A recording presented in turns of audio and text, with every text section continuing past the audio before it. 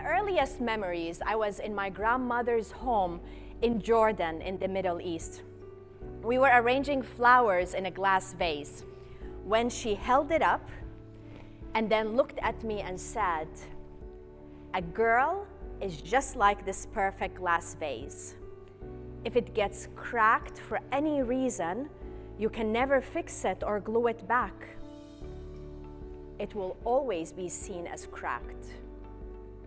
And she said, "And that's the one we throw in the trash." To my grandmother, the pure perfect glass represented my honor and my reputation. And any crack would represent any mistake that I would do that would affect how I am being perceived in the community. This story has been passed down for generations, and it became an overwhelming obstacle in my life. Think about it, like, how am I supposed to discover my identity, create worth and inner strength, develop leadership qualities like learning from my mistakes? I'm always worried about keeping my glass vase perfect. So throughout my childhood, I was introduced to more of these traditions and strict expectations of my culture. And of course, I was taught to follow and obey, but I learned these expectations not just from the stories I was told. I learned them by observing the women in my culture. They were silenced. My life was pre-planned on my behalf, just like generations of women before me. And it was very simple to grow up with an unblemished reputation and then enroll at a university just as a way to buy time until I get married. Getting married early was so much more important than completing a degree or aspiring for a successful career. I got engaged when I was 19 to the most eligible bachelor in our community, and my parents were thrilled. Because of my unblemished reputation, his mom was the one who arranged the initial introduction. She saw me for the first time when I was just 16 years old. I was coming home wearing my brown uniform. I was at school, and she was visiting with my mom, and that's when she decided that I would be a good wife for her son and a good match for their family. She just waited until I finished high school. Thank goodness. So my only condition for that marriage was that I wanted to complete my education. I wanted to be the first educated woman in my family with a bachelor's degree. All of the other women, they were not allowed to get educated. So I was lucky because both families agreed. We got married and we moved to San Diego to follow his career aspirations. I thought that with this marriage and the move to the US, I could finally be allowed to discover my identity and be respected for who I truly am, far away from the vase. I didn't realize that this vase was going to be FedExed overnight from Jordan to San Diego. The expectations were bigger and the limitations were so much more strict. Living in the US was just a matter of geography. That marriage was not a partnership. I felt like his property, there to serve him and his family, completely controlled by them. Even simple things that we take for granted, I was not allowed to do. I was not allowed to talk to my mom more than 15 minutes a week. I was not allowed to have friends. I was not allowed to leave our home without permission. But even with my disappointment, I continued to live the life that was expected of me. But then years later, I found that I was struggling. I was feeling empty, unhappy, and lost. I started to question my identity and my purpose in life, but I could not find any answers. And in addition to my internal struggles, I was watching my new community of Americans. You acted very differently than what I was accustomed to. You seemed free, you seemed confident, you didn't seem to have any fears related to cracking your glass vase. All I wanted was to be just like you. I knew that something needed to change. I knew that I needed to leave that marriage, But I also knew that if I even thought about it, that would result in major shatter in my world, as if having shards flying everywhere, cascading, and causing hurt and pain to everyone involved, especially my family. And my parents warned me that any decision of leaving would not be tolerated, and that it would result in a very dangerous situation for me and for my life. I just did not understand what that meant. One day, I was just 25. I woke up too depressed to even get out of bed, and all I could do was just stare at the ceiling. Imagine, like a 25-year-old, and that day was so painful for me, but that was also the day that at the lowest time in my life, I realized that I have a choice. I can either continue to choose living, satisfying everyone around me, or live for me. I chose me. I packed and I left. I went to bed that night knowing that I cracked the vase. And as terrified as I was, I knew I made the right choice. Well, I can tell you this, it turned out to be so much worse than I've ever imagined. Not only did my entire family disown me, but one decided to have me killed. So in my small community in the Middle East, if a woman does anything that the parent or the uncle or the brother disagrees with, even until now, they would kill her, and they call it honor killing. There's no honor in that, but that's what they call it. And they believe that by doing that, they're bringing the honor back to the family. And this person is my father. The only reason I'm alive in front of you 20 years later is because he is in Jordan. He doesn't know how to speak English. I don't go there, and he doesn't know how to navigate. That's the only reason I'm alive. So at that time, imagine 25 years old, I, for the first time, wanted to create a new story. From a young girl filled with fears and haunted by expectations into a new woman, self-empowered and confident, responsible for her own choices.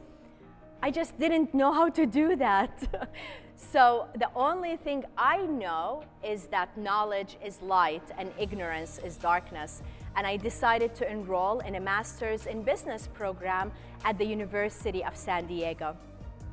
After the first semester, a professor, his name is Dr. Starling, he approached me and encouraged me to run to be the president of the student organization. I was so shocked. I never considered myself as a leader. I was always programmed to believe that I am a follower. So I thanked him and I said, I don't know how to do it. But I don't know why, every time he saw me, he would encourage me to run to be the president. And I just wanted him to leave me alone. And I agreed, just thinking that if I agreed, it's just gonna go away. And to my surprise, I got elected. I didn't realize then that day, as horrified as I was, that my entire life was about to change. A journey of my leadership discovery just started. After a few semesters, I graduated with my leadership and my MBA, and then I joined IBM for their leadership development program. I lived and traveled around the world and got mentored by amazing executives. All of these were building blocks that gave me the foundation that I needed, and then soon I started finding myself managing global teams and responsible for strategic client relationships. I wanted to empower everyone around me with the new skills that I was developing. And I started traveling around the world, teaching leadership courses. One thing I know for a fact, we are all living with vases, regardless of our backgrounds. They come with different colors or shapes, but they all have the same effect of inhibiting us from living the life that we deserve. Whether they're cultural, family-specific, gender or ethnic, or internal vases, that we individually impose it on ourselves. It's the negative voice in our head that's telling us we're not good enough, smart enough, successful enough, or with the right height or shape. We allow these vases to inhibit us, not realizing that we have the choice to smash them all along. Shattering my limitations is the best decisions in my life. And I learned that the most important thing is self-discovery. The more I connected internally, the more I was able to handle the external fears and programming. It's still a challenge and a process to give myself the time and space to dig deep and to listen to my internal voice. But that's when I started making decisions not based on what I was told, but based on what I chose. So many people ask me how I planned my transformation, and it's not like I had a project plan and Excel document or none of those. All I had was a vision of a better life. And I marched towards it by taking small steps, facing the fears that showed up, and then envisioning the next step. It's about the courage and determination to continue to move forward even when it got tough and when the external and internal limitations appeared to be so much more stronger than me. There's so many people out there just like me 20 years ago living with their vases that they need our help and our guidance, especially with our roles and where we are right now. And I learned that the more I inspire others to shatter their vases and help them on their journey, I'm growing and evolving with them too. Giving back is such a rewarding and joyful experience. So now to my grandmother, the pure, perfect glass represented my honor and my reputation. But to me, it represents the unrealistic limitations that I choose not to obey. I look at all of you and I wonder, what vases are you living with? Who told you not to follow your dreams? Who told you not to be yourself? What is holding you back? Is it your culture, a relationship, a business, a job? Or is it you? Are you living with the expectations to protect your glass vase? We all have a choice. We can keep our glass vase perfect, accept an empty life, disconnected from our authentic self, and then pass it to the next generation and expect the same thing from them. Or we can simply smash it. Smash it into a million pieces. Smash it with all the fears, worry, and shame that it represents. Who wants it to be smashed? Okay, so I want you to say smash it, and I'll smash it.